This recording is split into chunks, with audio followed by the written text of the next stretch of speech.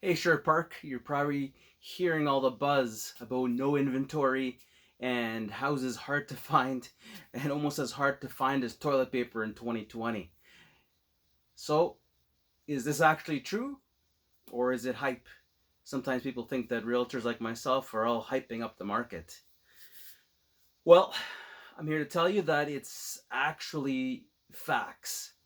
Uh, we're going to talk today about what's happening in the month, what happened in the month of February in 2021 here. And I guess give you some ideas on maybe why that happened and why everything is going so quickly. So in February, there was a really low amount of supply in the greater Edmonton area and even here in Sherwood Park. And, but, that wasn't the only factor. When you take a look at how many properties sold, uh, in the greater Edmonton area, the amount of sales were up 50% from February of last year. And that's pre-pandemic. So up 50%. And an increase from January as well, where we had a crazy, crazy, crazy month in real estate in Edmonton and in Sherwood Park as well.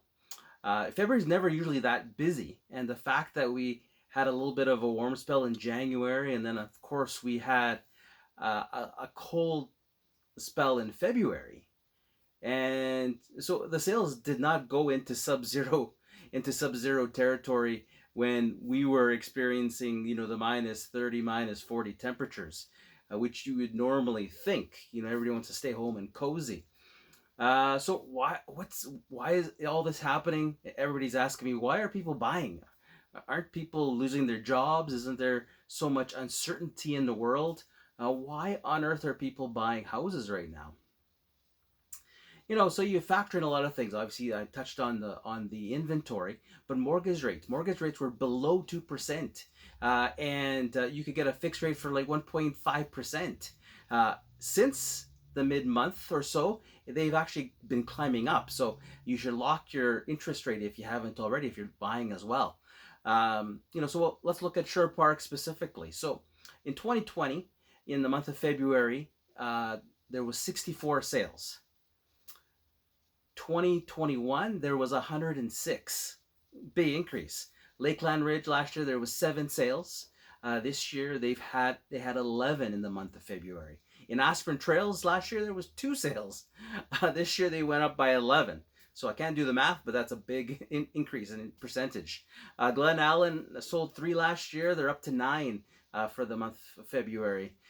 So what does that mean? If you're planning on putting up a property for sale, probably do that sooner than later. If you're a buyer, you're going to be looking at multiple offers and bidding wars. So so take some steps, like make sure you're pre-approved, not pre-qualified, pre-approved where they pulled a credit bureau. Work with a realtor. Don't just call every person online or on the sign. Sit with your realtor. They're free for you. The seller pays for them, and they'll work a strategy. 3, make sure that your agent and your mortgage broker or specialist are talking to each other so that you as a team can craft the best possible offers, which is important in a competitive market to beat the other people if you're in a bidding war. For sellers, of course, price right. Don't look at your assessed value, and don't look at the busyness as a reason to bump up your price. Use a realtor. We often overvalue our own homes because there's lots of emotion and love for our home. So it's nice weather out there. So tip number 3 is, start working on the outside, on the curb appeal of your house and those projects inside. So hope that helps. If you have any questions,